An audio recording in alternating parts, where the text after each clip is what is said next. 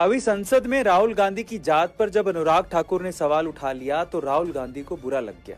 और आपत्ति भी सबसे ज्यादा कौन जता रहा था? भगवान कृष्ण के यदुवंशी अखिलेश यादव जी। देखिए, आपको बुरा लग सकता है अगर आप इस जाति वाले सवाल को जन्म से जोड़ के देखेंगे, लेकिन अगर आप इस सवाल को अपने कर्म से, अपने गुणों से जोड़ के देखेंगे तो आपको बुरा नहीं लगेगा, क्योंकि ये जाति व्यवस्था स्वयं भगवान कृष्ण ने बनाई है। पर इसे अच्छे से समझने की जरूरत है।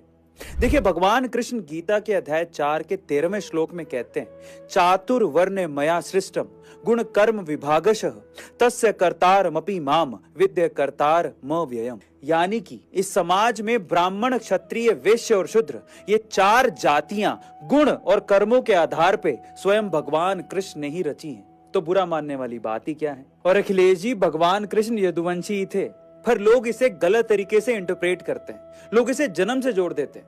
मैं इसे आसान भाषा में आपको समझाने की कोशिश करता हूं, एक एग्जाम्पल देके। देखो, चाहे आपका जन्म डाकू के घर में क्यों ना हो, लेकिन यदि आपके कर्म ऐसे हैं कि आप पूजा पाठ में लगे रहते हैं, भगवान का नाम लेते हैं, सभी का अच्छा सोचते हैं, तो आप ब्राह्मण भी कहला सकते हैं। यानी ये जात पात आपके जन्म से नहीं है, आपके कर्मों से है। तो बुरा मत मानिए। అంబేద్కర్ బ్రాహ్మణుడు, అబ్దుల్ కలాం బ్రాహ్మణుడు. బ్రాహ్మణుడు అంటే ఎవరు? అంటే మన దీంట్లో హిందూ బ్రాహ్మణుడు అంటే దేవుడు తల నుంచి పుట్టినవాడు. అంటే who is more brainy is Brahmin. So Ambedkar is more brainy, Abdul Kalam is more brainy, is Brahmin according to this. Next భుజబలం అన్నాడు రాజు. అంటే ఇప్పుడు మన బౌన్సర్లు, సెక్యూరిటీ గార్డులు, సైనికులు ఎవరైతే ఉంటారో మన సైన్యం గాని, అంటే భుజబలంతో అంటే ఫిజికల్ స్ట్రెంగ్త్ ఉన్న వ్యక్తిని రాజుతో పోలిస్తాం. సో వాళ్ళందరూ రాజులు.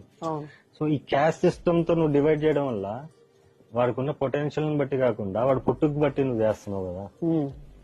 ఇప్పుడు మన జిహెచ్ఎంసీ వర్కర్స్ గాని, మున్సిపల్ జాబ్ చేసే వాళ్ళు, వాళ్ళందరూ కూడా శూద్రులు.